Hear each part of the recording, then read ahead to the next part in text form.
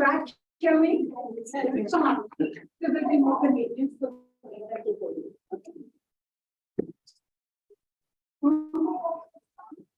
Okay, I will do it. Fine.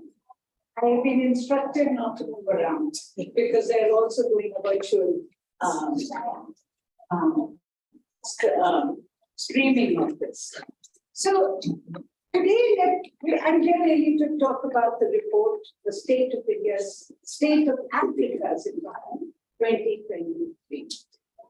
We will have a release of the report, but I want to explain to you why a report like this means so much for us. And I hope you will share our excitement in the possibility of using information for change. The report is really to understand the current state of environment in an increasingly climate risk world. What does the change mean for the people in the continent? What are they doing to make their present different? What more can be done? Think about it like a report card, a citizen's report card on what is the state of the environment in the continent of Africa. So why the report? And this is important. And firstly, before I talk about this, I want to tell you one thing, that I am only here as an emissary. I'm speaking here on behalf of my colleague Richard Mahapatra, who has single-handedly directed a team that has put together this entire report. So thank you very much, Richard, for all the work. So why the report? You know, in all our lives, we read newspapers, we read events, we read them as snapshots. So we know there's a flood that has happened today. We know that there has been some pest attack that has happened in another part of the continent. We know that some action has been taken somewhere else. These are snapshots. And that's also the nature of reportage, is the nature of the way we put together information. We get what is happening today. At most, we may get a feature on a larger story on what has happened. But we do not understand often the big picture. What is the change? And remember, when we deal with these issues in India or in the continent of Africa, it is massive. We're not talking about one village, one country. We're talking about a trend across a subcontinent like India or a continent like Africa. So the idea is to understand the big picture. What does this change mean? And more importantly, we cannot understand often the different aspects of the state of the environment. So something happening in forests, we don't relate it often to the rising heat levels that are leading to forest degradation. Something happening in terms of a conflict, we often don't relate it to the fact that there could have been a drought in the region and that has led to further scarcity and then exacerbated the conflict. For instance, we discuss climate impacts in terms of floods and droughts, but often not the link to health or food scarcity or resilience of the urban infrastructure that will mitigate flooding and also increase water availability. And I'm explaining this because this is the nature and this is the reason why we at the Center for Science and Environment at Down to Earth believe that this report, which puts together a comprehensive picture, makes you understand the thinking. So if you look at the SOE India, now I'm moving to the state of India's environment. This started in 1982, was the first report. 1985 came the second report, which helped us to understand the links between environment and development. Why is it that a poor country like India needed to care about the environment? Because environment and development was two sides of the same coin. You degraded your water, your land resources, you deforested the land, you made the poor poorer. And that connection came out from this report that came out in 1985. Subsequently, we have brought out many reports. One of our most important reports, if you see on top, is Dying Wisdom. It's a report which documents the traditional water harvesting technologies across the length and breadth of India. And in today's climate risk time, and I will come back to it in the context of Africa, that learning that we had, that how you could live with the scarcity of water, how you could harvest every drop of raindrop, how you could make sure that you build a food culture, a diet culture, which was water prudent. That was a learning that we had from a lot of our reports. So each year, our State of India's Environment Report has helped to bring the full picture. It has also helped to build the environment consciousness of the country. And this is really our hope that the SOE Africa will do the same. That's why we are excited that we work with you. We work to find what's happening. We share that knowledge. We learn together. And that helps to build not just the idea that environment is important, because that headline we have crossed. But we need to understand, what do we do to fix the challenges that are there? What's working? Now, you need to understand that this SOE Africa is a multi-year collaboration project. This is because when we sat in Delhi, there is no way that Richard could have done this report. This report has the following contributors. Everyone has contributed to the report and made it what it is. And that's really been our role, to put together the information, the knowledge that we have sought and got from the countries themselves, from the people themselves. Our role has been to synthesize the knowledge, to put together the small news with the big news, understand what are the reports behind some of the information that we're getting. But as you will see from this, that this is a whole list of people that we have worked with. This is a collaboration. And many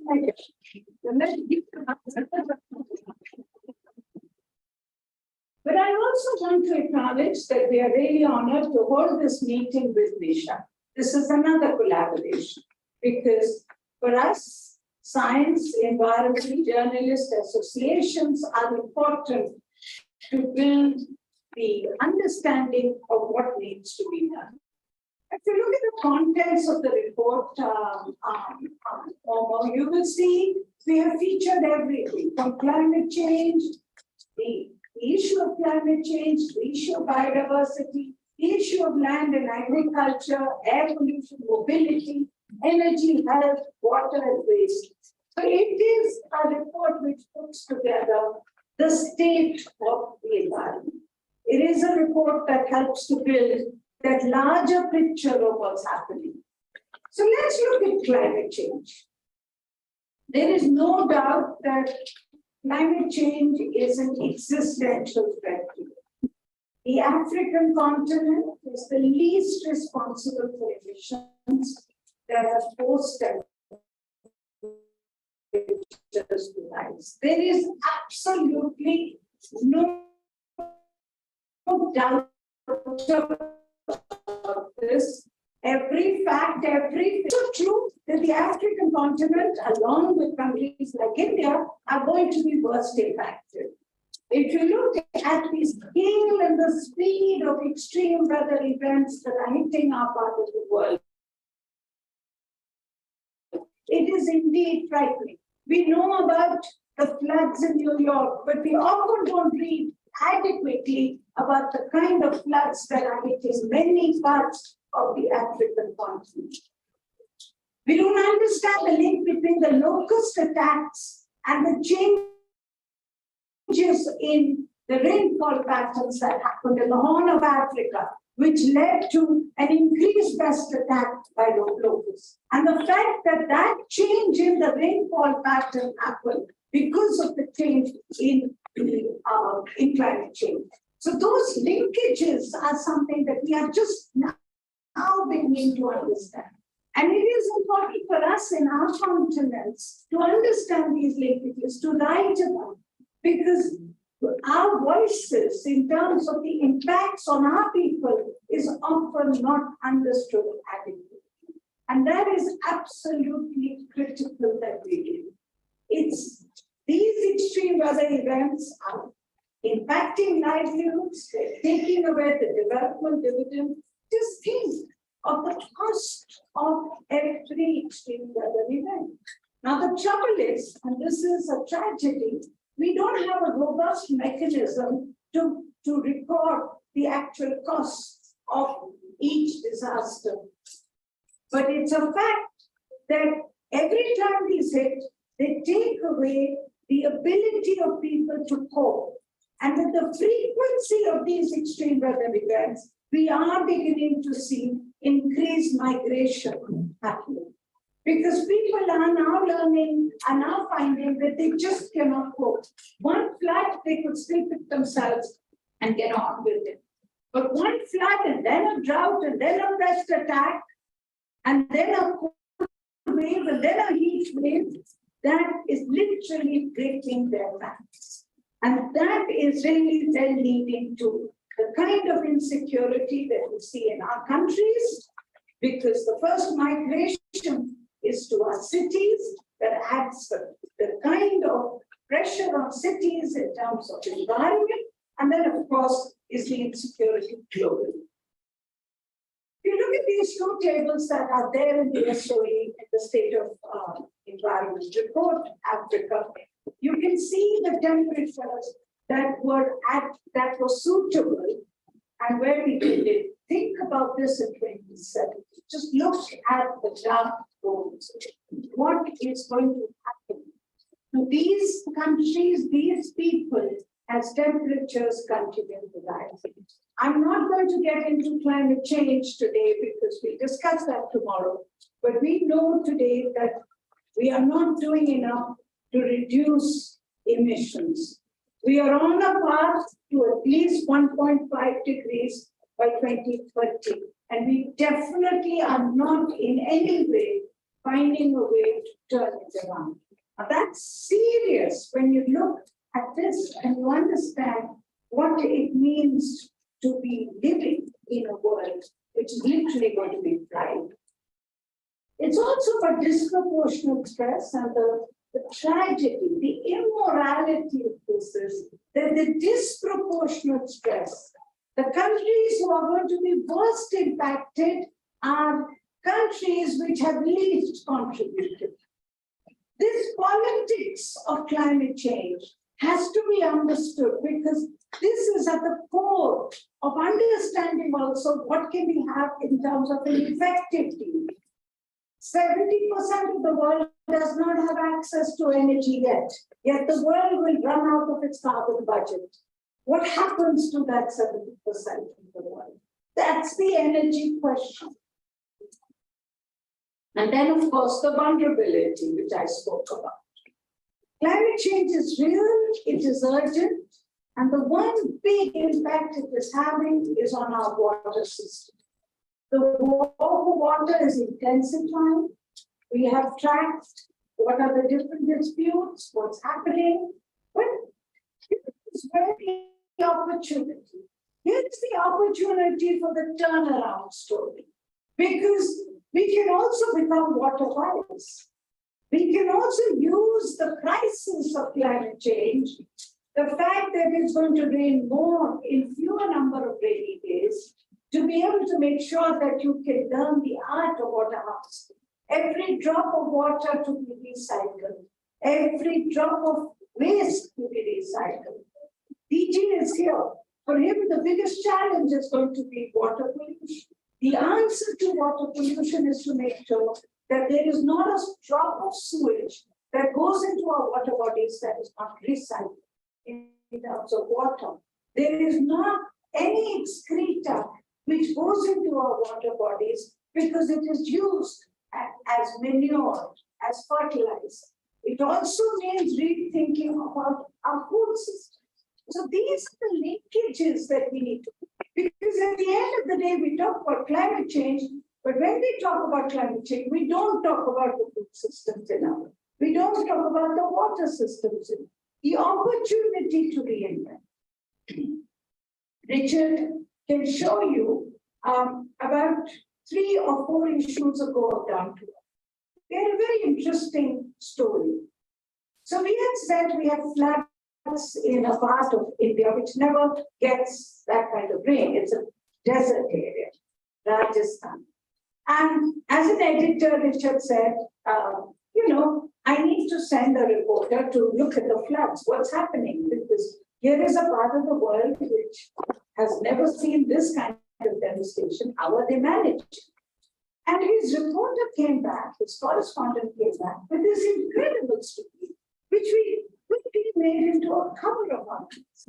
Because the story was that people decided that this flood is not going to get wasted.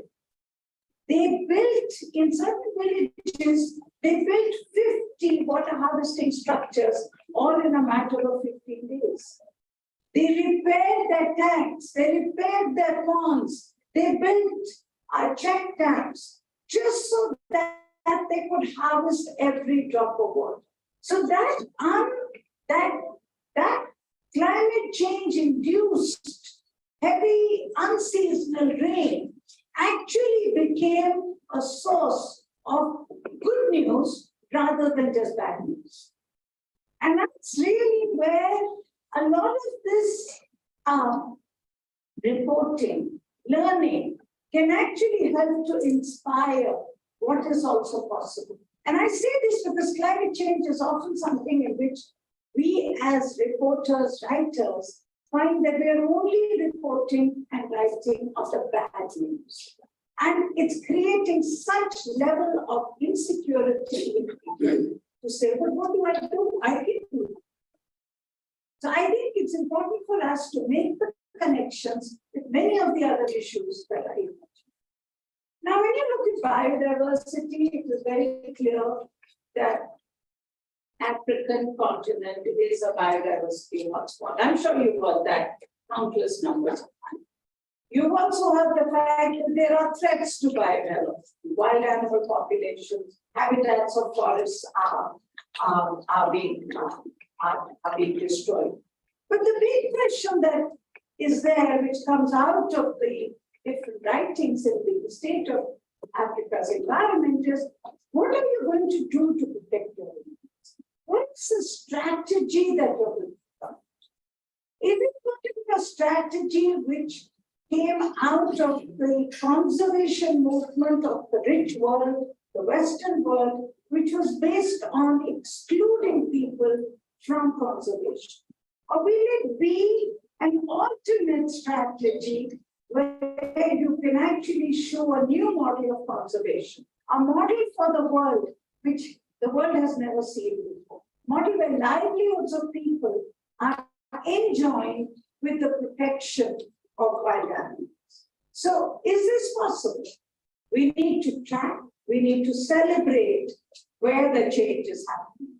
In the SOE, you will see we have written about how the natural resources of Africa are massive. Written about the fact that the economic value of the natural resources is huge. But we know today that the natural resources are not becoming the wealth of people, that it's almost a resource curse. Conservation is happening on the backs of poor. But here's a huge opportunity to reinvent. Instead of letting it exacerbate into a wild animal versus people conflict, here is where Africa can actually show that there is an opportunity to do things completely different, where people will benefit. We have also tracked in the report where it is beginning to happen. Not enough in Africa. Some is happening, but this is where there is resistance to any change, and we know that. In everything that we have done, we have seen resistance. But here is an opportunity to keep exploring these models of conservation, which will get invented in the poorest countries of the world. The most fascinating to me is the question of land and agriculture. The most difficult to report as well, but also the most fascinating. The reason is very clear, that Africa is the only continent in the world, the only part of the world where you will see new agriculture. You have land where agriculture will now happen. Everywhere in the world, agriculture has already happened. You are actually going to be the frontier for agriculture in the future. The question is, and this is the big question, will you follow the intensive food farming systems of the world, which has already led to soil degradation, water overuse, chemical contamination, and destroyed the food nutrition and the food livelihood connection? Or will this continent be able to show a new model, which is a resilient model of agriculture based on smallholder agriculture, which is smart for climate, livelihoods, and nature? You will see I have not used the word climate smart agriculture. I've said smart for climate.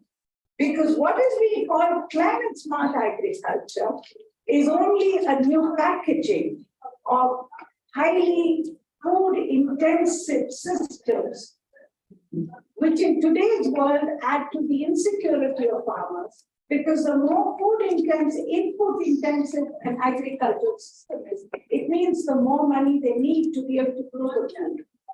But the food costs across the world are not increasing at the same level.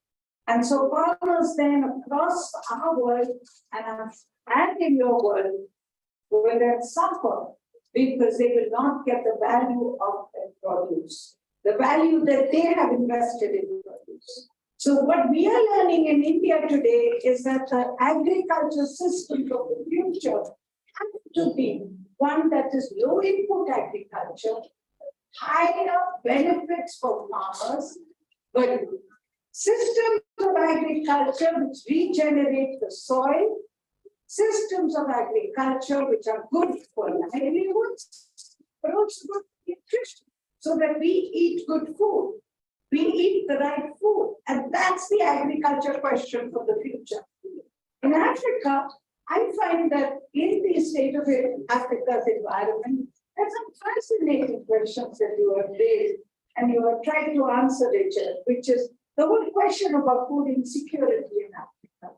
What happened when the price of food increased because of the Ukrainian war and all the other things that are happening? Why is food import growing in Africa to this extent? It's a question that we need to ask and a question that we need to discuss.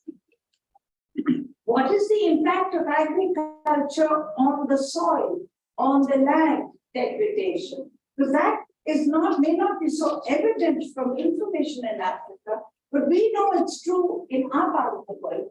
When the Green Revolution happened, very important for India when it happened, but the impact of the Green Revolution has definitely led to contamination of soil, water, and over-depletion of the groundwater systems. So what can we learn about it?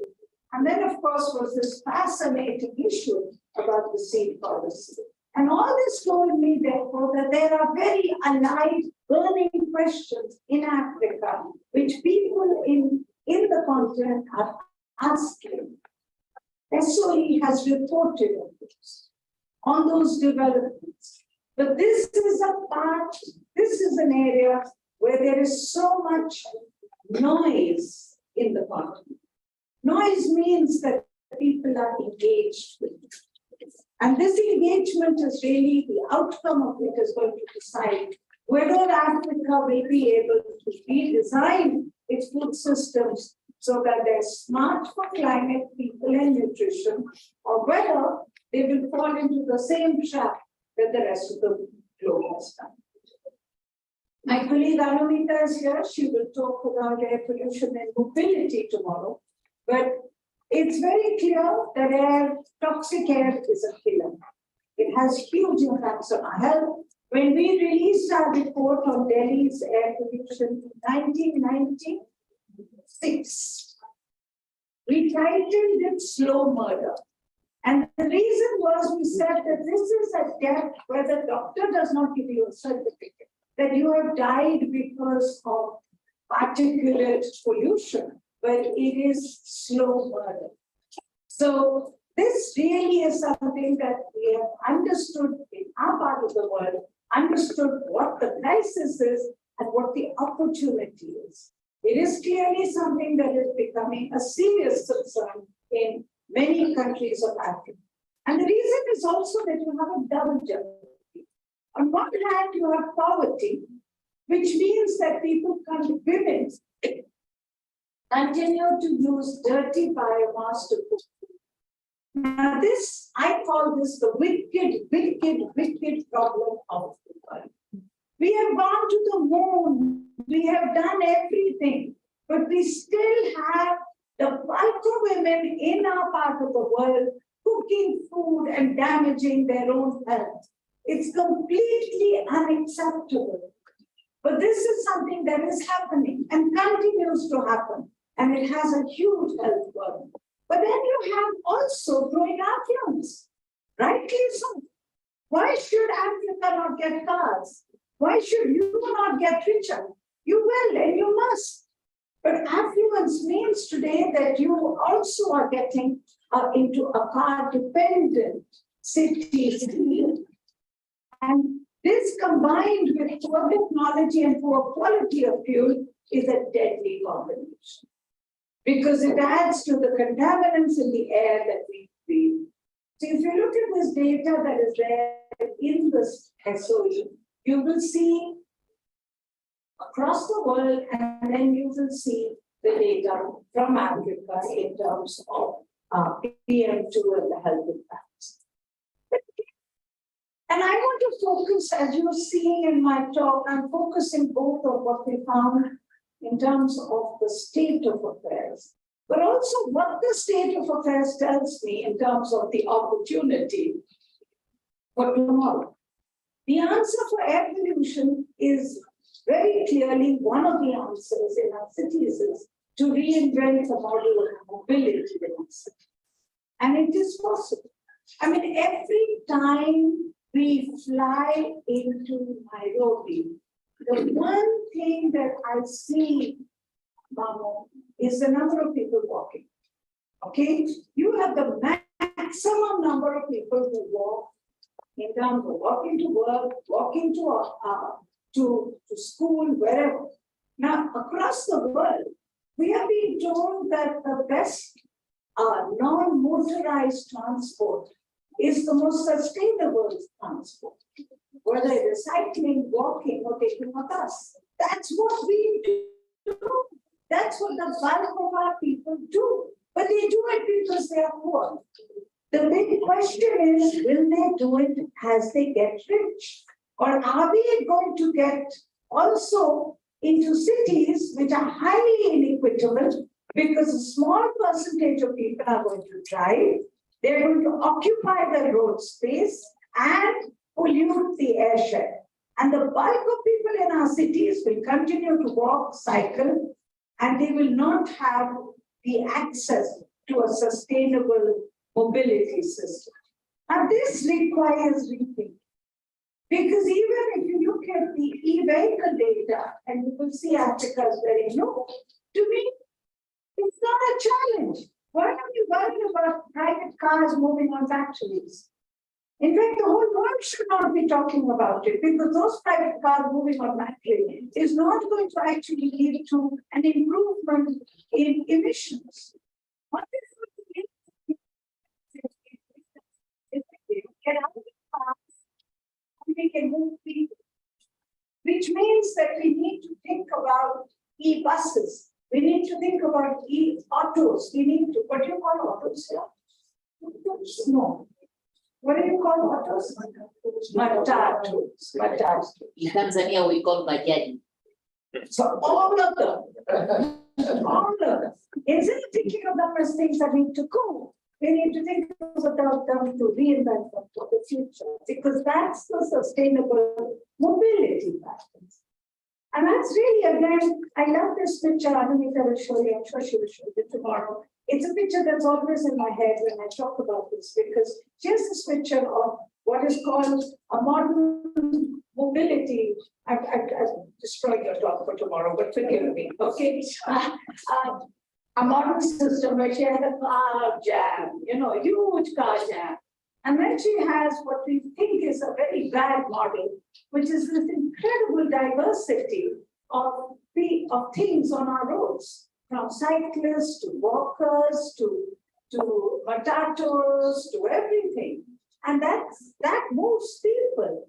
We have to clean it up. We have to make it more efficient. We have to make it more modern. We have to make it more convenient, because it is true that we want the rich to move also on a matato. We want the rich to get on to public transport, and that will not happen if it continues to be in this state. That's a challenge we have, but it's a fact that we have to reinvent. Energy is clearly the world's biggest demand. Now, also the picture that is very clear is that African continent is energy poor, yet it is very energy rich. Climate change requires countries to reinvent energy systems for the future. So what happens in Africa happens in the world. And that's something that I've heard your Prime Minister talk about. But the fact is, and he mentioned this in his talk at the climate summit, it's not easy. It's just not easy. That the Africans, if we think that African countries can leapfrog to a cleaner energy like renewables, it will not happen till we understand the cost of doing so. But the fact is today, the continent has a very high debt burden. The cost of finance is very high.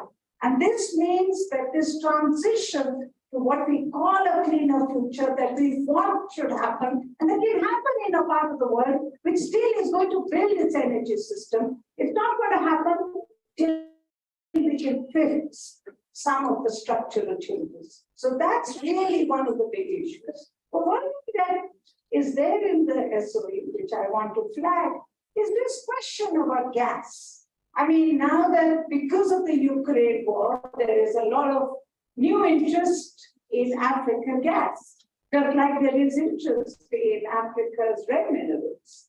And till 2 years ago, we were being told at every COP, and I'm sure Mama heard that again and again, Africa should not drill. You should not, and there's a whole lot of pressure. No coal-based power plants, no funding for oil and gas. You keep it in the ground. Yet as soon as the war happened, every oil and gas company is here saying, drill, baby, drill. Okay? The question that I have been asking at all international meetings is whose gas, who has the right to that gas? Africa needs clean gas because you need to deal with energy security, you need to deal with air pollution. Why should this gas go to parts of the world which actually have overused their quota of emissions? And this is where the cost of transitions needs to be discussed. We talk about coal, we talk about closing down coal-based power plants, but what's the alternative? What's the cost of all this? These are hard issues that will come up and must come up in our discussions with data. When I look at health, there is some good news here, and it's fascinating to see. You know, when COVID was happening, as a magazine, we were reporting, and I'm sure all of you as reporters were, COVID was the biggest story of our lifetimes. But one story that was the most mystifying story for us was, why are people not dying in Africa? Okay, why? I mean, are you people so incredible? What is happening?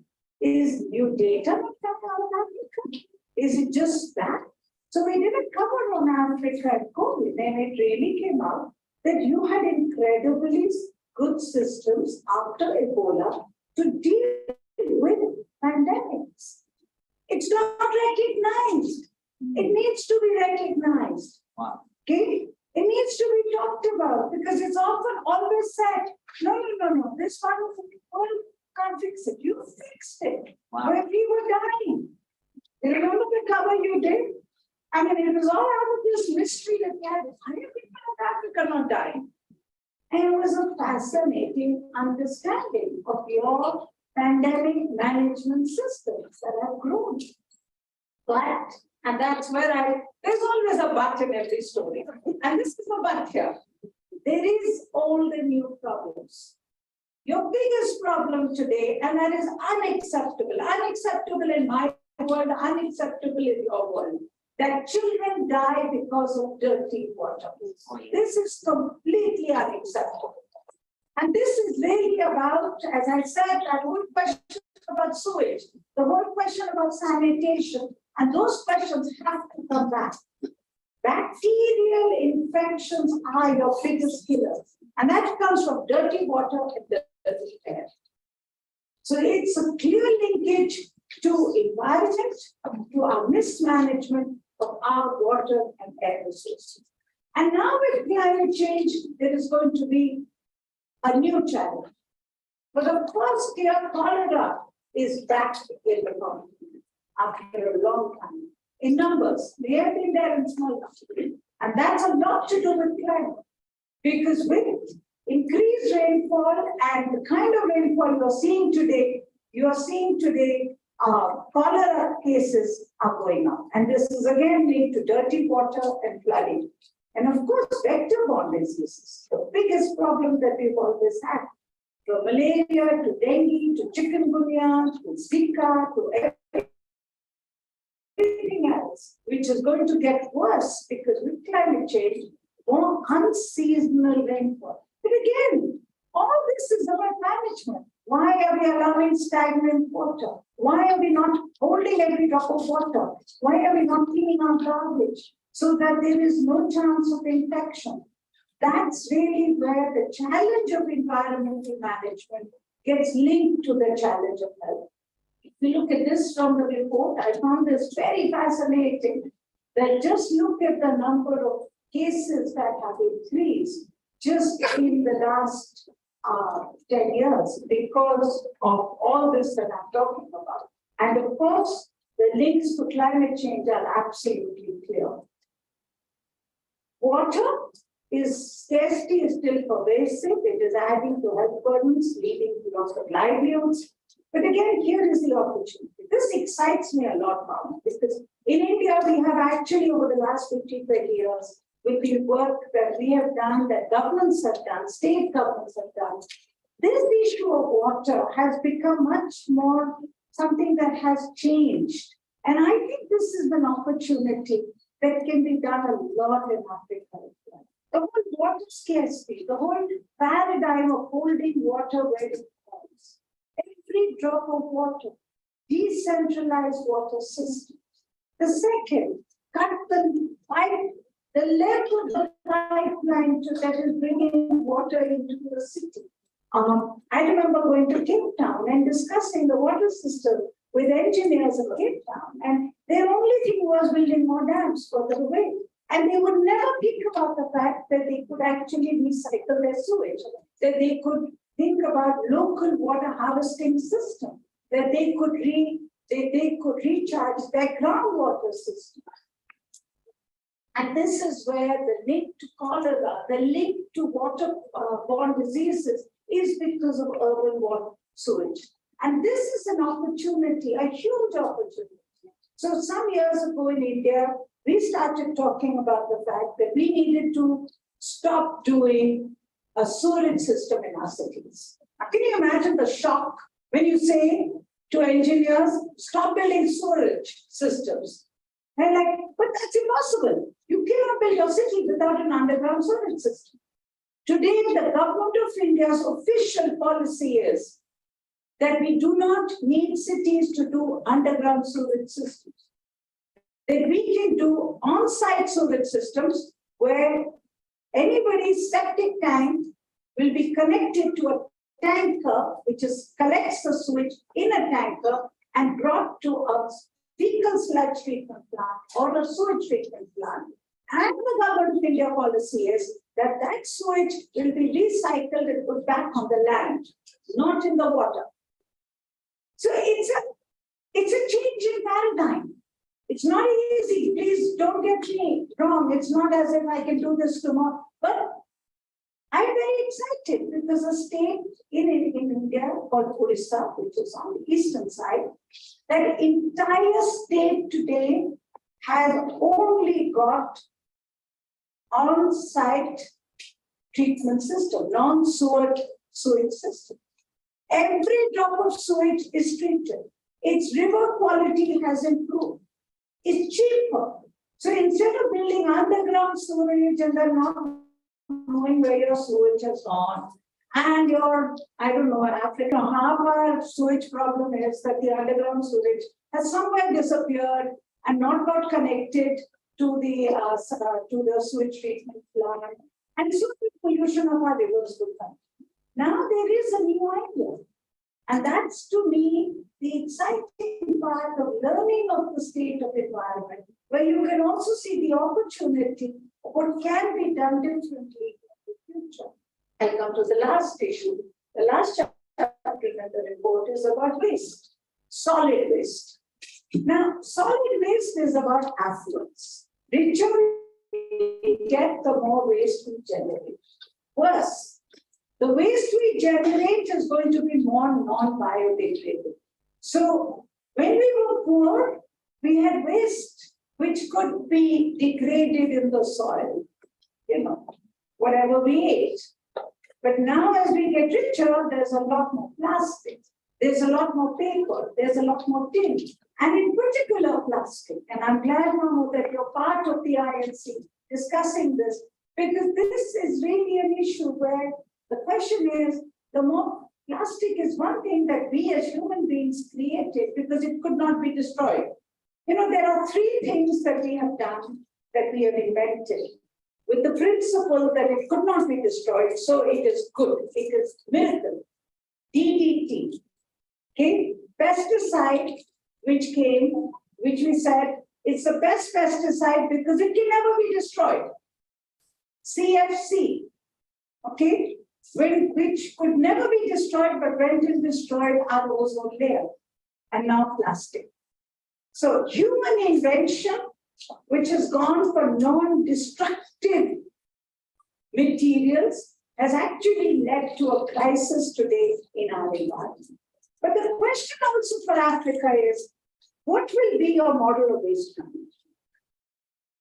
Will you follow what I call the visible cleaning model, where your cities may look clean, and then you will build a landfill site way out in your outside your city, and then your municipality will struggle because it doesn't have the money to send the waste to the landfill because it is too poor to send the trucks to the landfill site. At the landfill site, there is no segregation of waste, so there are people there sorting, picking, and taking away, but the waste is actually not being processed. Are you going to follow that model? We saw it in Tanzania. Okay? We saw it in Mavanza. We saw it, I went to the Dar landfill. We've seen it happening in Africa, completely unsuitable model for our part of the world. Or are you going to think about waste as not waste? So that you segregate your waste at the household level, you compost the wet waste. In fact, you don't even compost it. You can make gas out of it today, which is what they're doing in cities of India. And then you take your dry waste, your plastic waste, and you see what can be recycled and how it can be recycled. But remember, the minute you mix waste in your houses, you can never process waste. And that's where the landfill strategy becomes the open strategy. So these are questions that you're learning, we are learning. None of these are new things. We are also every month we learn new things. And we are learning this from this report, that what is happening in Africa, how are you beginning to reinvent many of the challenges and the crises that you have? I just want to show you Just look at the chapter, waste generation and economic activity. Very clear. So at the end, and I've taken I hope it's not too much time, is to say that to us, SOE Africa is about understanding the possibilities of change. It's not a static vision. It's a report to really understand what are the possibilities where change can be made. It's about learning what is working and what we need to do. And it's about the interventions that can teach us. And one of the biggest learning that we have in India that I saw from this report that is coming out is that you cannot have a sustainable future till you have an inclusive future. So if it is not equitable, it cannot be sustainable. And that comes out from the reading of this report as much as it comes out from what we learn as happening here. So thank you very much for contributing to this report. Thank you.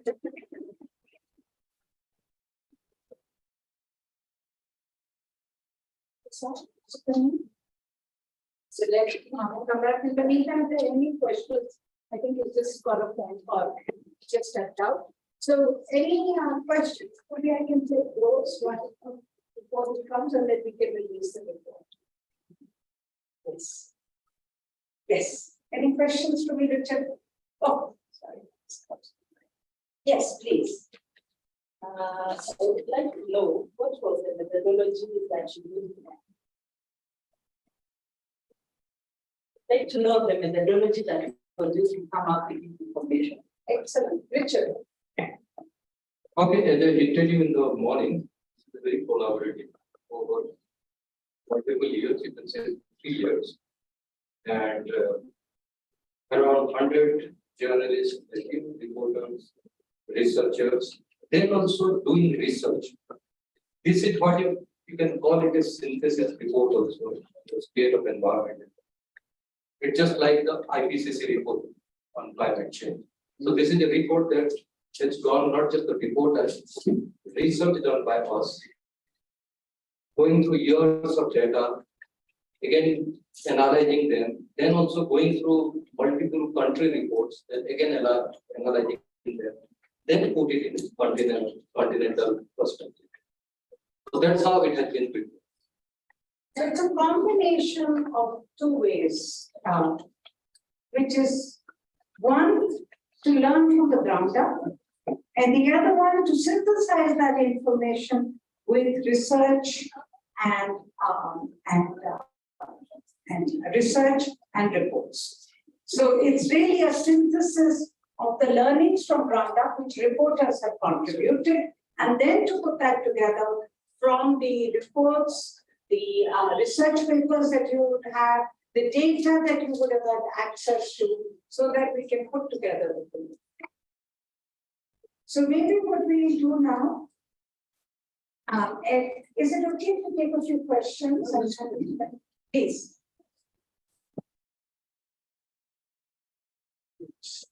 From the many issues that the report deals with, energy, and so solid, things that we've seen where we need to do a lot on, but there may also be good things that we've seen in the report. We have not read it yet. Yes. But I would like you to see, for example, environment. Is there anything that any of these countries that these reports may have focused on that you think other countries like mine, for example, can learn from? What are the good examples, Richard, that you would like to point out, which are the inspiration? Yeah, I can just give you a message. This report comes with the message that the world's every development challenge, Africa is very critical. If the world wants to meet a development challenge, whether it's energy, water, sanitation, health, all the SDGs, Sustainable Development Goals. But for every solution the world needs, actually is there, it's coming from this continent. So what we find in this report is there is a continental synthesis of the things, but there are many country-specific examples, good examples. for each of these species. You'll find it. So, for example, you're on the wildlife conservations, on natural resource conservations. You will find many examples of the community-based models that evolving in many African countries, including Tanzania, Kenya, Zimbabwe, which are becoming models for other countries and for the world also how to actually have sustainable and inclusive wildlife conservation and as well. Similarly, if you come to forest also, there are examples where the community effort to conserve. So those country reports are there, you'll find them separately mentioned. What are the larger level also how the Africa continent is coming together to have its own continental statement on development? That's also there, which is also very inclusive one, where that all the countries coming together and setting their own targets, making a call, taking a stand on certain issues. So those things are there. So it's not that there are actually more solutions, as I told you. If the world is looking for a solution, it's there in the continent, and you will find that many of them in the big boxed item in that report, which basically talks about the specific selected chosen example. Yes, please. Yes. And then you. Richard, stay there. I wanted to ask, I'm very interested in the agricultural and climate space, and from what I understand, climate and biodiversity is tackled together, right? Because to mutually reinforce each other. So I was interested, is there any examples where this might sound like a offbeat question, but isn't it time, we're talking about system change and so on, isn't it time that we have agriculture in areas that are actually prone for, say, planting lilies, or like the trade-off between biodiversity in certain areas and agriculture in certain areas? Did you find any convergence in policy where they're bringing biodiversity and agricultural planning together? So have you found, and I can give an instance from India, but from the report that we looked at Africa, what did you find? Yes, you have actually many examples. They are very localized but powerful examples. And those are already the existing traditional agricultural systems that have thrived. And you will find many reports, particularly from the Eastern Africa and this current Horn of Africa famine areas also. There are examples in how communities are sustaining, despite that worst famine in 40 years, how the agriculture and the diversity is still being maintained, and it was being spoken about. Coming out to your, there are African agreements on agriculture and biodiversity. And those agreements, the continental agreements, also recognize those things. So when you come to the agriculture chapter of that, you will find not only just the conservation of seed and propagation of it. And as Sunita ji pointed out, it's not climate smart, but it's smart for the climate kind of examples you will find. And one example from South Africa also you will find here. So it's there, go to the agriculture chapters, and those precisely shows that despite degradation happening at the fastest rate in the world, and desertification also happening fastest way in the continent. If you consider in all the continents, there are examples to show that by sticking and scaling up the traditional agricultural system based on the local water management systems and local biodiversity are actually sustaining well. And you'll find an index, those countries where they have taken up this diverse agricultural activities according to their traditional things. The food security is actually good. That those are the good news. No, I think it's a very good question to ask, because also we don't often make the link between climate and biodiversity enough. And now, right now, and one of the things that I'm sure Mom was dealing with a lot is the whole question about carbon trading. We will talk about it tomorrow. But the question of trees and what those trees are grown for, in what lands they are grown, that is becoming another big issue that they need to be discussed in the future. But in the report right now, what we have is to look at where are the examples where there is examples of resilience and there is examples of traditional agriculture system. Please. Okay, thank you. I'm happy because the clarified that this is a scientific report basically. But by all means, technical that it meets the literature, which is very important for the general. Yeah. If everybody would like to write something on it, that's a question that was lingering. What expect advice is that this is a purely technical, good sound technical report. That aside, this report also sounds like a problem statement. Let's be honest, the status of environment in Africa, which is good. It expresses the problem, the pitfalls and where we are headed, where we are coming from. I wanted to look, are there areas you can see that Africa is doing well, has not gone so badly in terms of its environment? And are there pitfalls that we should avoid based on comparison with places like India in terms of its environmental performance so far? And then again, what are some of the broad solutions that are suggested or that you would suggest? And yeah, okay. Let me limit myself.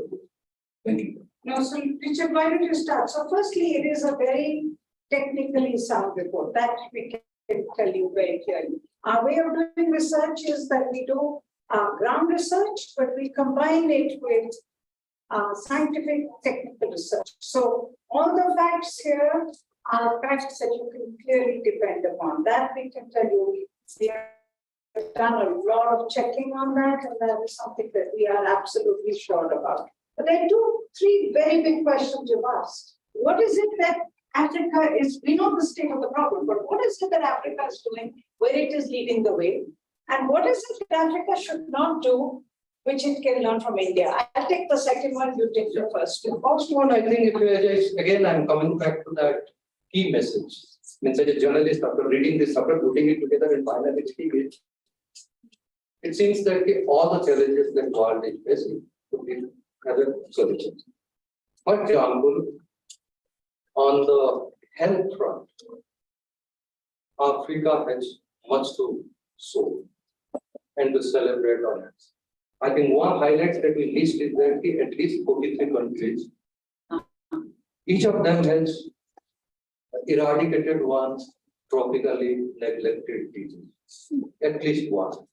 And those who remember, it's not just count one disease or something, those are devastating and are consistent. How they did this? So if you look at it, that those are the great, I think, examples for the whole world, because all these diseases are no more Africa-centric. It's happening everywhere now. In Europe to America to Asia to everywhere. So that things. And agriculture. Agriculture, there are good news about, on the interface of government policies and the agricultural systems. If you look at the debate, the protest and the discussions are taking place on seed sovereignty is one big example. I think hardly anywhere people are fighting for rights over seed. On the face, it looks like a, what kind of fight is this? But when you actually look at least in 25, 30 countries, you have this slogan now going and fighting is taking place is that if you have the seed, you have everything. The seed is everything. So we must have the rights over it. So that's actually, if you look at it, I think that's a positive example of conserving and scaling up its own biodiversity within the agriculture. That's taking off. And there are numerous examples. And Sunita ji has told about the pandemic. Yeah. That's what where the world should learn. Also, one of my favorite examples is the one which I think is an incomplete story, but it's a huge opportunity. Africa is one continent which is the first to talk about why we need to reinvent the wildlife conservation paradigm.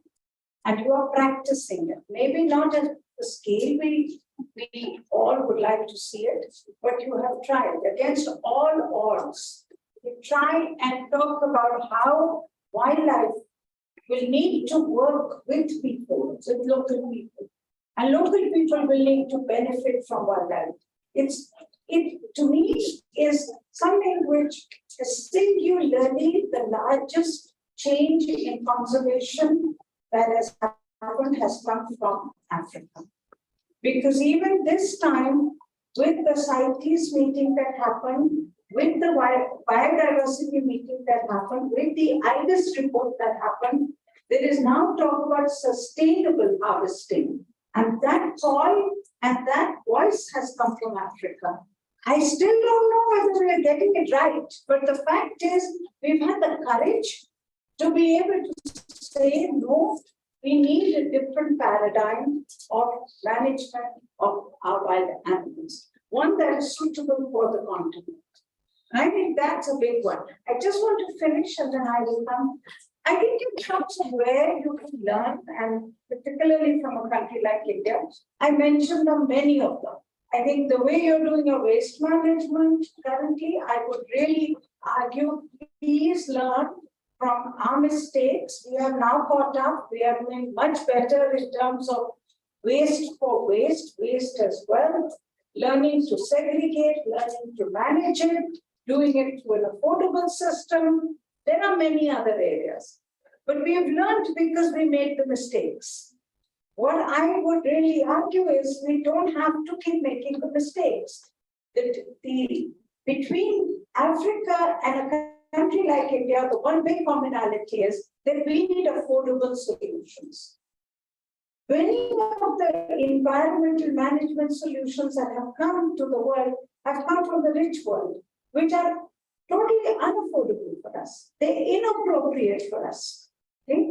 And therefore, for us, the reinvention has been a paradigm of management, which is affordable. And only when it is affordable can it be sustainable. If everybody does not have a toilet, and if everybody's excreta from the toilet is not intercepted, treated, cleaned, and reused, our rivers will never be clean.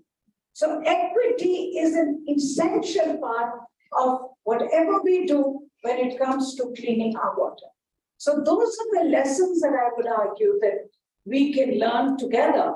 Many places you're way ahead of us when it comes to mobility systems, what I saw in Dar, in other countries, and you will talk about it tomorrow. But we need to learn this together. Yes, you had a question. Thank you so much for the work that you really put in for this SOE report on Africa. I wanted to hear from you to what extent this report will support the climate change agenda for Africa and the coming conference. Thank you. That is a tough one. That I will leave to Mahmood to answer actually. Because frankly, you know, when we did our first report, and you're a journalist, so I can say this to you, and you will understand what I'm saying. So when we did our first report, our editor, Anil Agarwal, the man who set up CSC, Center for Science and Environment, is a journalist, he used to say, my job is to light a fire. Okay? I cannot tell you whether that fire will cook a food or not. Okay? And that I think is something that we as journalists, writers, editors, people who believe in the power of information, our job is to put the information out. And I believe that with friends like Mahmood, with many of us writing about this in our countries, it plays a role. It changes perspectives. It changes the way people think. Information is power. I mean, we wouldn't be in this profession if we didn't believe it. Okay? Information is power. And today, what we lack is information that can lead to change. Because often information is too scattered, it doesn't have a full picture. We have tried, and not me, and I'm again pointing to the man who's in charge, Richard. He has worked really hard on this. It was an idea last year. It was just an idea. Let's do a state of Africa Zimbabwe. Okay. And he had it done. So I cannot ask you not to give him a big hand.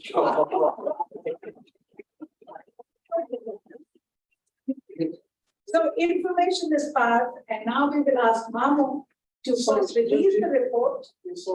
Yes. Here in Portugal, we are likely, don't think about we are going to see this report about Africa. Is this something that we're going to see yearly or 2 years or just one off? Plan is every year.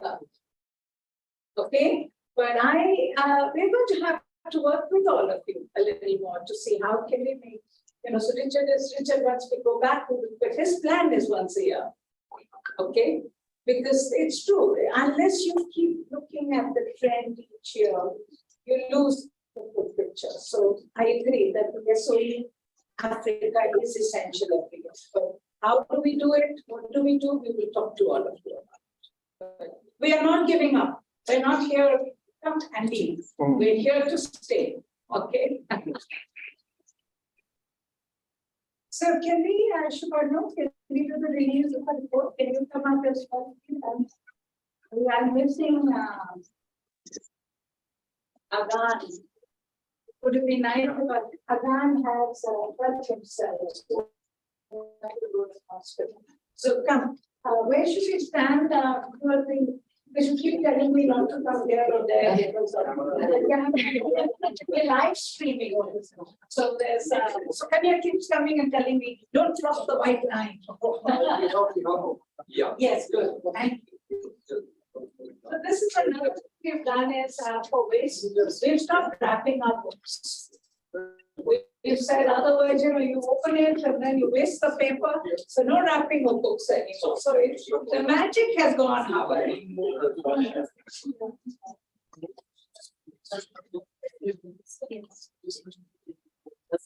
Should we shut? We can't shut that. Just cover it something. Can you cover it? Yeah.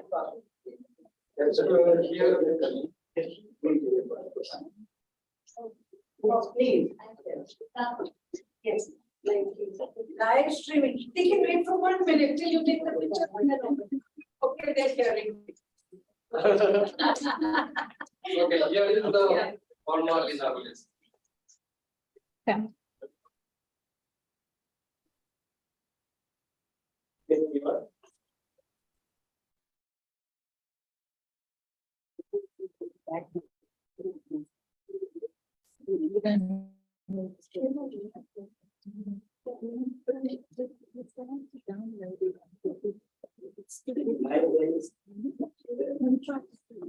Again, you can open that now and let the live stream guys.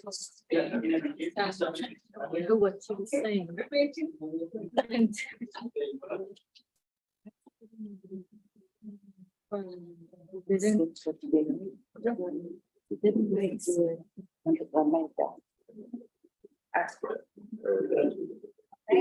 Just 1 minute. Look, I mean, remove the papers to them.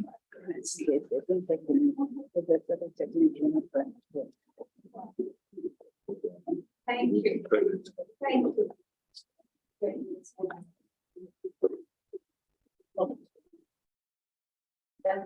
So, can we now have, can we have you to give your documents? So where would you speak from? Speak to them. No, apparently they have live stream. It's all about. You don't have to Google. And you have people this story. All these rules. Thank you so much, Sunita, for the great presentation.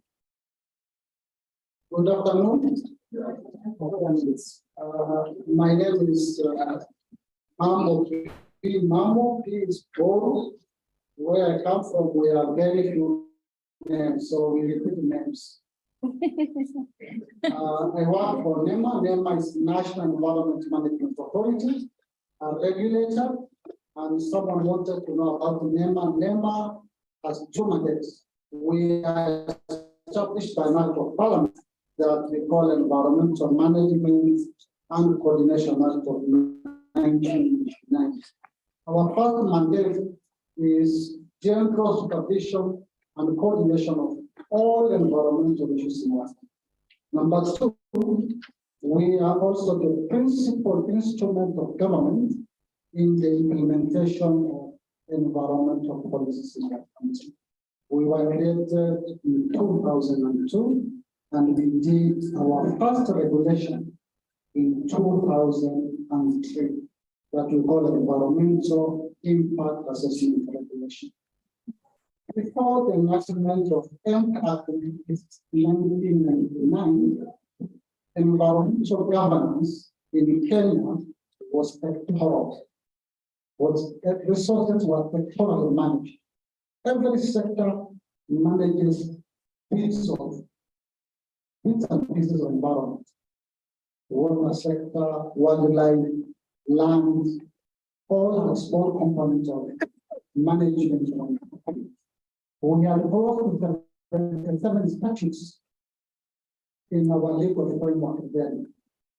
So what MCA did was to bring all those 77 statutes into an umbrella law, a framework law that we call Environmental Management and Coordination Act, so that an environment can be looked at holistically. So MCA brought legal and institutional framework for environmental governance in our country. Just to give you a background information on environmental governance in our country. And I want to profusely thank Center for Science and Environment, and the team for this inaugural SOE for Africa. This is very important for Africa, built into our national state of environment report. As NEMA, we used to do every year state of environment reports. Now we do after every 2 years. And our is systematic. We look at things within the environment, whether it's climate change, whether it's land degradation, and others. This will take into our state of environment report. And we also inform our policy and strategy on how we can manage the environment in our country. Because the issues raised here are very pertinent. Those are key environmental issues in our country and on the continent. Now, back to MCA, how the NEMA was created, because it's important for us to look at the legal framework and see how the environment is managed in Kenya before we move Africa. MCA gave us 2 important provisions for this country, and it's very key for the management of the environment. The first one, MCA gave us rights to live in a village. It gave that entitlement of the right to live and healthy environment for all the citizens in this country. Very important. Why? Because before 1999, we never had those rights. So 1999 MCA was very important. Number 2, it gave us what the lawyers call the local standard, the legal rights to bring anyone to court on behalf of the environment. This is very key. And we also mentioned this environment into our constitution. We have a very cool, progressive, green constitution, Kenyan Constitution 2010. Why? If you look at the preamble of the Constitution, the first part, preamble of the Constitution, the first preamble is acknowledging our Creator God. The second is our hero. The fourth is on the environment. It says, respectful of our environment, which is our heritage, must be preserved for now and for future generations. It goes down to a number of other articles. Article 42 of the Constitution, which borrows heavily from the Act, gave each citizen and the persons in Kenya right to clean, healthy, and secure environment. But it bestows duty on the citizens of the country to enhance the quality of the environment. But we have a problem, generally in Africa and Kenya. What is the problem? We have the right, because we say Israeli haki yetu, but you forget the responsibility. The duty to enhance the quality of the environment. Look at all of us. We like littering our environment. I don't want to say culture, but we are a throw-away behavior. We like throwing things out. I'm sure somebody must have taken a glass of water there, but the wrappers will just drop down. We are the waste generator. So who do you expect to collect your waste in Africa? We like somebody could be driving very big car, but you roll down the window and throw away the waste. Then you will complain or you will think that this country is very dirty. Who generates the waste? We must take responsibility for our waste. Look at all the issues highlighted here. Climate change, waste management, pollution, all that. In Kenya, we've enacted more than 8 regulations looking at all those aspects. Environmental impact regulation 2003, 2006, we had waste management regulation, water quality regulation, biodiversity regulation, air quality regulation, ozone depleting substance regulation, chemical, all that. Let me look at the waste regulation. Recently, as a country, we enacted a very good law that we call Sustainable Waste Management Act 2023. Just recently, the Parliament passed that. The objective of that act is to transition our country from linear waste management, where you produce, consume, and just throw away the waste, into the circularity. You need to drive value out of this resource. Waste is a resource. It's a big resource. But we treat waste as waste. We have a number of strategies that we produced. 2015, we had a national waste management strategy, because waste in our country is a devolved function under the 4th schedule of our constitution. Counties need to take responsibility for waste management. As name as a regulator, we gave them 10 minimum points, not many. We knew the governors are not going to read all those strategies and policies. We just extracted 10 minimum points from the point of generation of this waste, which is at the household level, to transportation and to disposal. How do you manage that? We told them clearly, segregate waste at the home level, at the household level. Give them 3 bags, 1 for organic waste, recyclables, and then for this other gender waste. But what we do, we mix all this waste and take it to the dumps. We have thousands tons, volumes of waste in our dumping sites.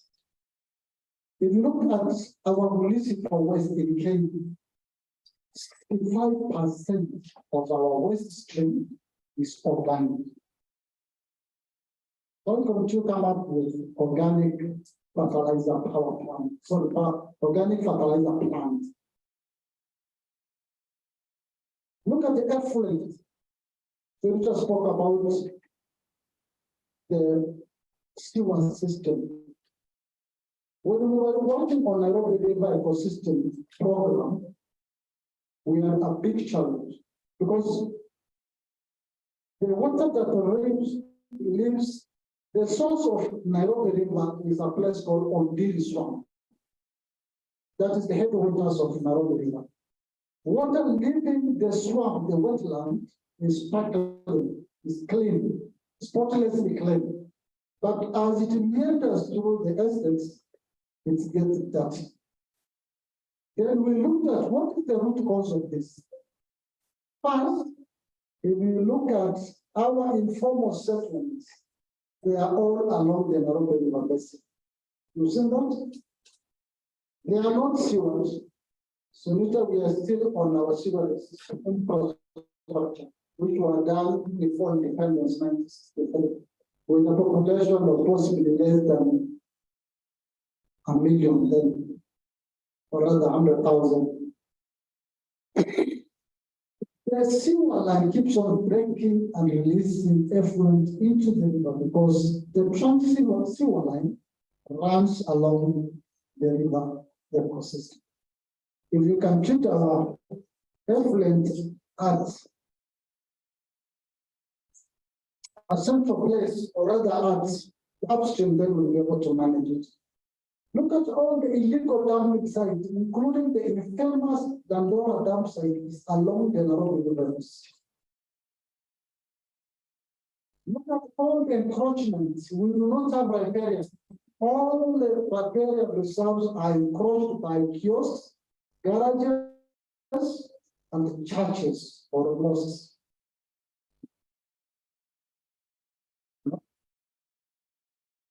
Some of the toilets are right on the rivers. And this is the same water that we use towns for the communities to raise money, the grains, spinach, and all that. A number of industries along the Nairobi River ecosystem does not have basic ETPs, effluent treatment plants. They need to pre-treat the waste before it's discharged in line with our water quality regulation.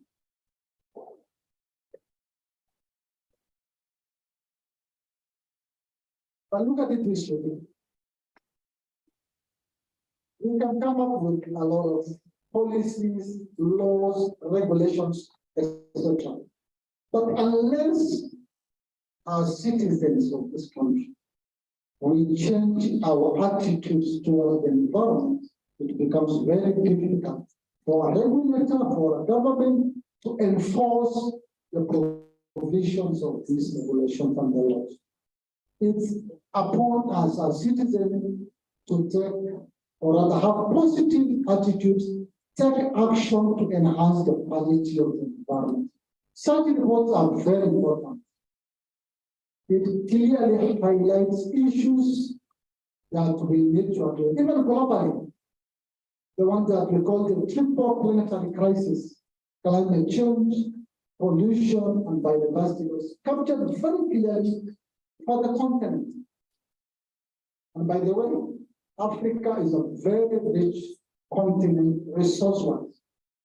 It was estimated that natural resource capital of Africa is worth 6.2 trillion USD, $6.2 trillion in terms of resources. And then that makes us the richest continent in terms of resources. But what are we doing? We are not harnessing our resources. We have the potential, but we are degrading our resource. We are making it difficult for economies to prosper because we are destroying our environment. I'm happy this report will immensely contribute to our discussions when we go for COP28 because it will give us direction on the key issues that Africa needs to project during those engagements. It's good to have facts and figures so that you'll be able to defend your position, especially when you're negotiating. It's very important for us. It's a very important inaugural edition of the SOE. Friends, colleagues, the message is treat the environment as your environment. It's our environment. It is our life. And it is our individual and collective responsibility. This is very important for the continent. Because if you see examples of good practices, like in Rwanda, the cities are playing. In addition to the policies and regulations, there are robust enforcement of those regulations and policies. We need to up our game as Africa in terms of ensuring that we all enhance the quality of the environment. At NEMA, we use two approaches. The first one, we call it carrot. We will educate you, we will sensitize the public, and do everything. And number two is the stick. We will enforce the provisions of the law. Look at ambient air quality of our cities. Look at the PM5 and PM10 and PM2.5. The most dangerous one, PM2.5, is really impacting our health system. Look at the vehicle emissions in Africa. It's highly polluting our cities. Mostly above WHO standards. You know? We have opportunity to recently work closely with the air pollution directorate, and we have put some monitors, sensors within the city, just to look at our ambient air quality. You will be shocked in the CPDs. There's a number of vehicles that are imported to the continent, are very old second-hand vehicles, and they bring a lot of these emissions. The diesel ones are really emitting. There are a lot of issues in terms of organic volatile compounds and many other sulfurs and all that. Looking at also the quality of our petroleum product, the diesel sulfur-based products, a big issue. As I conclude, I want to profoundly thank Sunita Center for Science and Environment, the many journalists, researchers, and environmental experts who have immensely contributed to this report. We salute you all. And I thank you very much. Let's work together.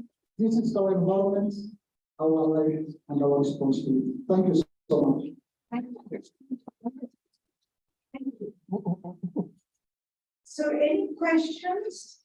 Otherwise, Tanya, you will take over from me, but any questions? Yes, please. Tanya. Actually, mine is not a question, but I would like to hear to get a comment from the people on matter of climate change and how it is fueling the high numbers of internal migration, internal migrants.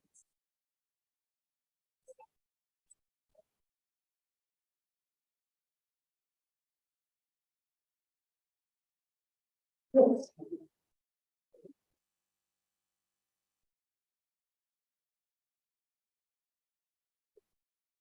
We have more questions that we a number of them are ago.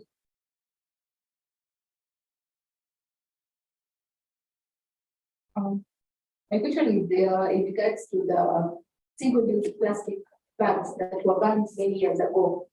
At the beginning, NEMA was very strict and people were being arrested, and we even see a using them.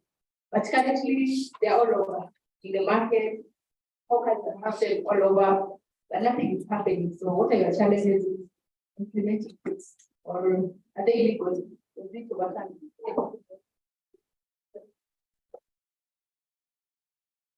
My question is also to the DG. You mentioned that 65% of waste in the urban city is organic.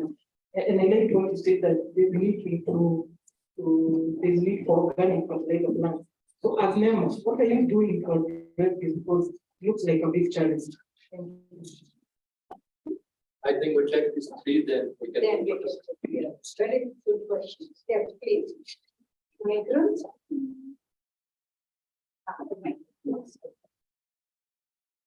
Thank you so much for those questions. I think they are very pertinent. Once with the migrants, if you look at the way climate change is impacting on us, all of us, it's really a big challenge. If you look, for example, I give you an example of coastal areas, the northern Kenya and the coastal areas. In those areas, like the last drought situation, we've never experienced as a country, the last 40 years, a level of droughts, ravaging drought in those coastal communities. And water points were completely degraded. The water points are completely receded, and people were forced to move to other areas. The soil production potential of those areas were completely destroyed. And people moved to other areas and started bringing issues of resource-based conflict. Because you are getting pastoral communities into agro-pastoral setups. And this has given them a lot of issues. In fact, they are branded environmental refugees. So migration is, or rather climate change is really impacting on the people and the communities and has led to migration. Then on the single-use plastic, thank you so much. Indeed, Kenya did a very strong, or rather sent a very strong message to the global community on the plastic ban. And we vote only on two streams, the single-use and the flat bags. The carrier bags and the flat bags. Before the ban, we used to churn out 100 million carrier bags from supermarket chain alone.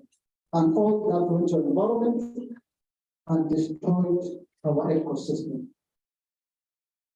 After the ban, a number of manufacturers were able to transition to the alternative carrier bags. But others moved to our neighboring countries. Because of our porous borders, we get plastic bags coming from neighboring countries into our country. And we noted that, and we formed what we call a multi-agency teams, where we get people from police. Currently, NEMA has 20 police officers, seconded from National Police Service. We work closely with Customs, Kenya Revenue Authority, Anti-Counterfeit Authority, under the multi-agency team, so that we do enforcement. Yes, 65% of our waste stream is organic. As NEMA, we've done a policy position on this, and we share this with government and private sector and private investors so that they can invest in organic fertilizer plants. Because currently, we are importing inorganic fertilizers, which is really polluting the environment and also destroying the soil structure in terms of coming up with organic products. Thank you.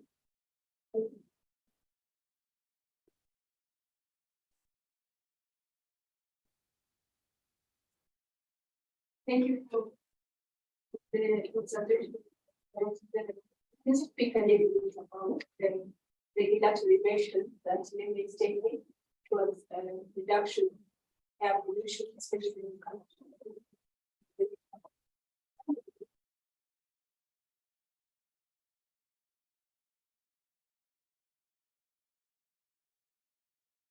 Yeah, if you look at the highlights of the report that you shared, much of it would say it's about poor policy implementation or lack of policies. So maybe what would you say is Kenya's position in terms of dealing with some of the issues raised?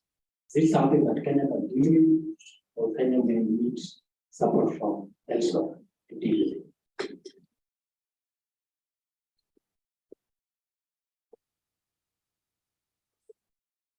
Yes, Dr. Ndegwa, my question is about the commission that was created around the Nairobi River Commission.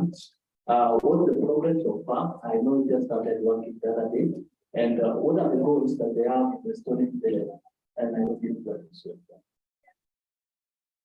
They are one, then we go to the next. My question is for the DG. I want to congratulate you on all your policies. It seems that it's very forward thinking. But I want to pick up on the implementation side. In this new dispensation, I understood you, everyone has the legal right to bring, anyone to the court on behalf of the environment. So I was interested, is there any trend from civil society bringing more or less cases to challenge the implementation of your government's policies? Is there any correlation to how well or not you're doing on your own environmental engagement?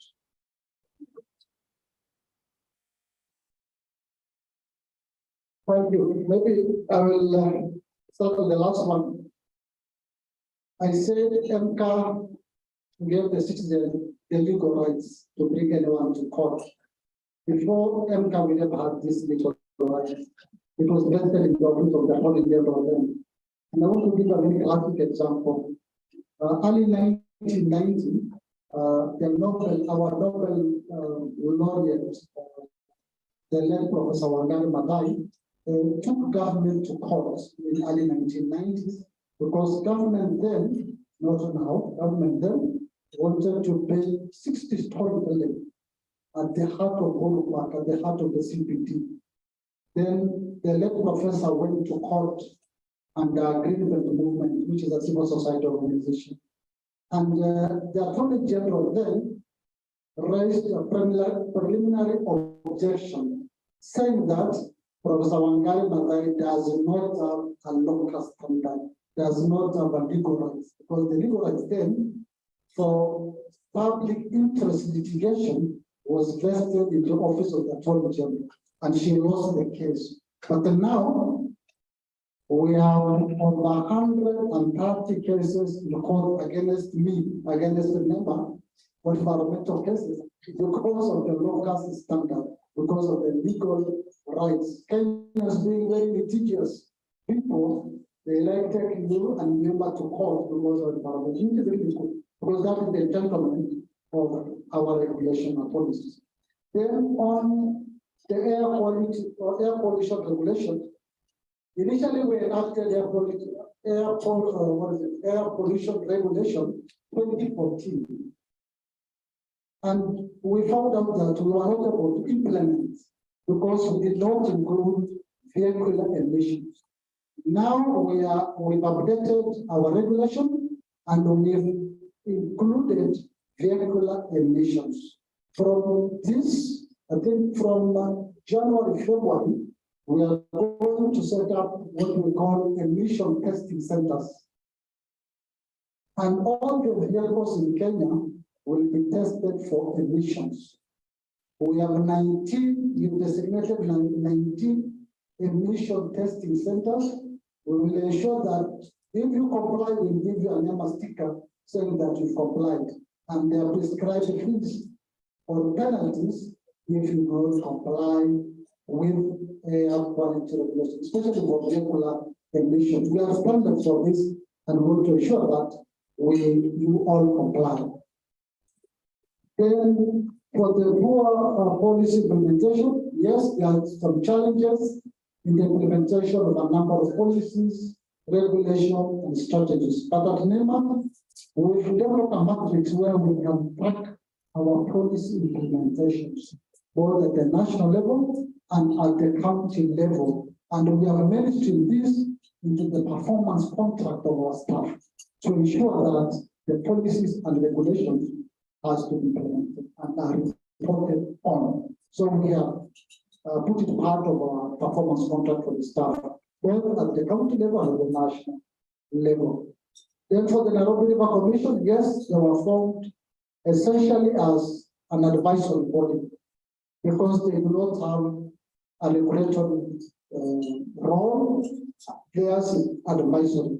They brought together all the stakeholders in the river management and in pollution control. They have mapped out and looked at all the partners and lead agencies in river restoration.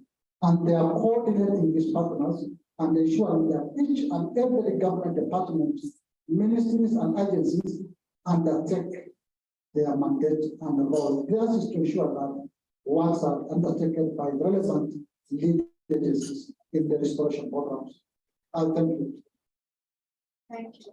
I think Richard, we should take, I mean, this has been quite an exhaustive question answer session. So much very interesting questions and very interesting answers, right?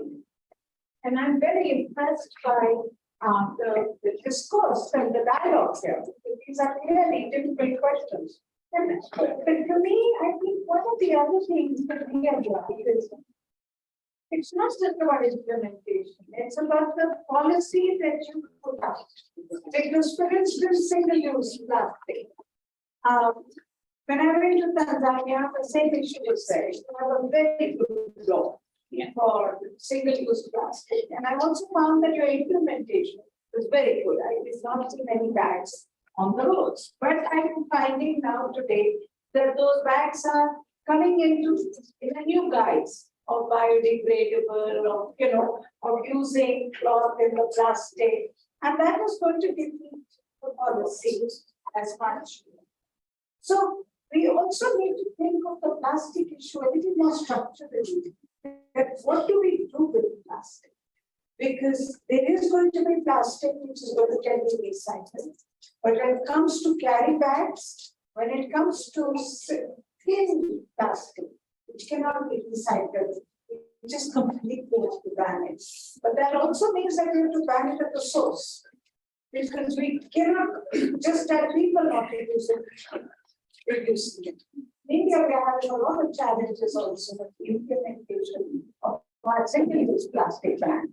And it's going to be something that I think should be discussed also at INCC. The question of recycling, how much can be recycled? And what do we mean by recycling? Who recycles it? And these are issues that will need to be discussed. But clearly, what also comes out to me is that we all need to have some common platform to learn about the successes or the failures of the implementation of the different policies and also the nature of the policy. Because we are learning all the time. None of these are textbook solutions. So this is really where the challenge is going to be. I mean, in India, we have done a lot of work on the pollution control systems, which are now setting up. And I know Anurita was looking at you when you were talking, because our experience has been that those systems don't work very well. So we need to we need to learn, we need to discuss those. So I think those are things that would be fascinating. But for the moment, I think Richard, this session, we should close. Yeah. It's been a fascinating afternoon, and thank you very much for coming, for releasing the report with us, and thank you everyone for being here. Thank you. Thank you. So there's now what's the name? So yes, John. Thank you very much. I just have a seat for the next 2 minutes so that we close officially for the day. So ladies and gentlemen, even as we come to an end, I just want to take 1 or 2 minutes to pass a vote of thanks. I know the official one will come when you finish on Friday, but this is important that we do. First of all, to the Center for Science and Environment. It has been a pleasure all the years. We are very happy with the things that are going on, and we just want to hope and pray that we continue with this journey. Clearly, there are very good things that we can still do together. I was looking at the report. Maybe, as you have said, that this is going to be an annual report. Probably for the first time, we are going to collaborate so that it's joint work between Measure and the Center for Science and Environment. I'm sure sometimes you may want even to assign us certain parts of Africa. You say maybe Eastern and Western Africa, Measure, you give us this report and then we file it together. So I know we are going to do more collaborations. Earlier on, we even said we will come and benchmark because you are 30 years old. We are only 17 at Measure, so we have a lot to learn from you. So hold our hands and let us walk this journey together. And maybe when we are also 30, we will be in a position to come up with a report. Can start with Kenya and expand and do these big things together. So let's give, it's called olfactory what? 5, 4, 3, it's called what? 5 factorial for the Center for Science and Environment. Makofi. The factorials are done like this. Yes, that is the one I'm talking about. Yeah. Yeah. But I don't think Makofi. How do I say? So so we are doing 5 factorials for the Center for Science and Environment. So we start.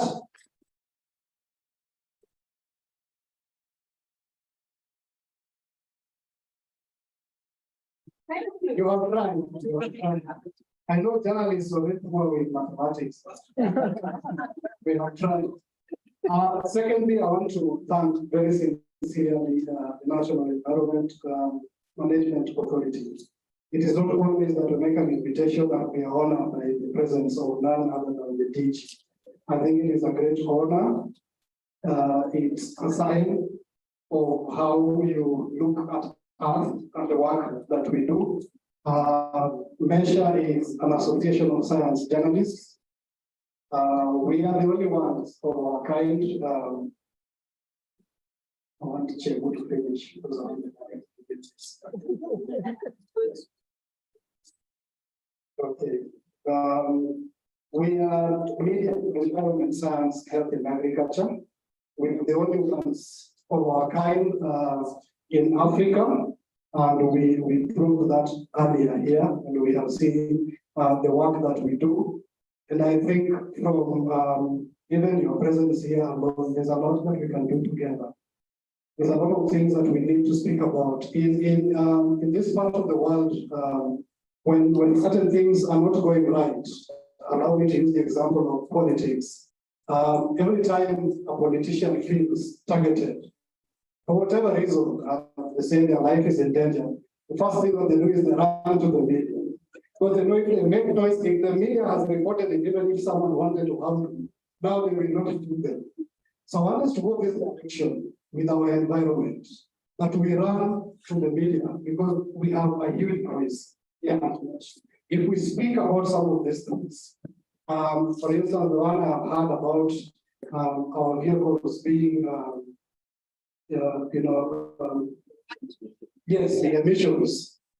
And I know we have journalists here, and I wasn't very keen until I heard that we will be given, and then I started saying, I need to hear about it so that I know where to take my car very soon, so that I don't find myself on the other side of the door. So let us, we are available to work with you as Measure, with your office.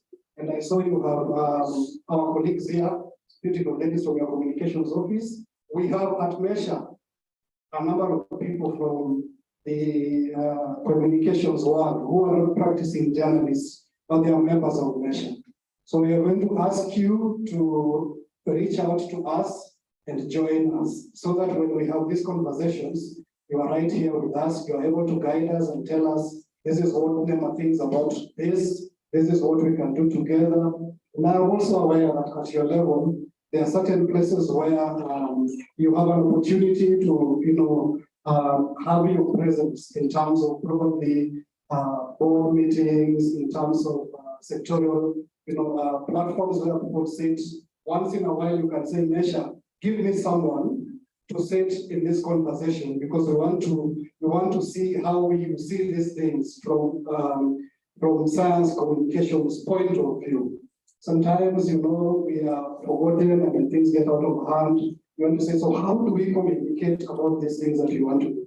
So when we are through you, we can be able to sit in some of those conversations and we can be able to then be ahead of everyone else. Because when we sit, we're able to say, this is how we are going to do it. Because we have a team of 100+ journalists drawn from all over the country and majority from mashinani, right where some of these things are happening. Right where the traders think they can still get plastic, use them to sell their wares and get away with it because they don't see the harm of government. So we are going to do 5 for NEMA. You say, I say, start, and you start. And there you go. 1, 2, 3, go.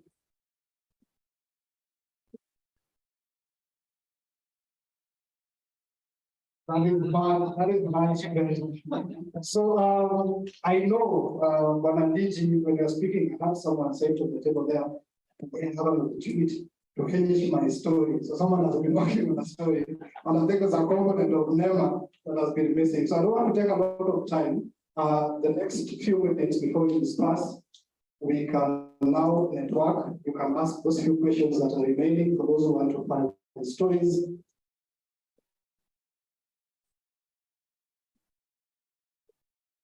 Yeah, and our official TV news report says we are also doing interviews. So we are really not leaving maybe for the next 20 or so minutes. We have tea at the back, and I just know the captain on his back.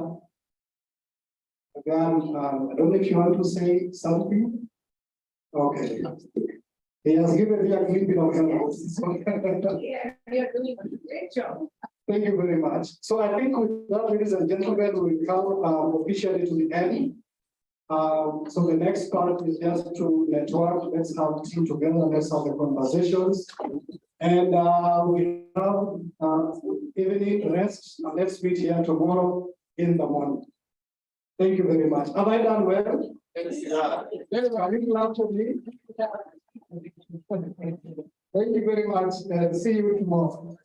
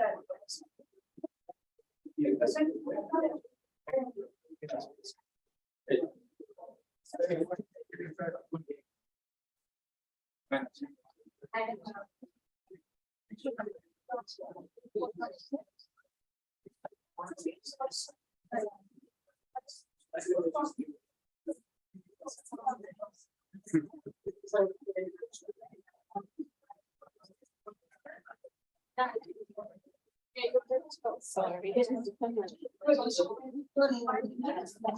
Little plastic was so important.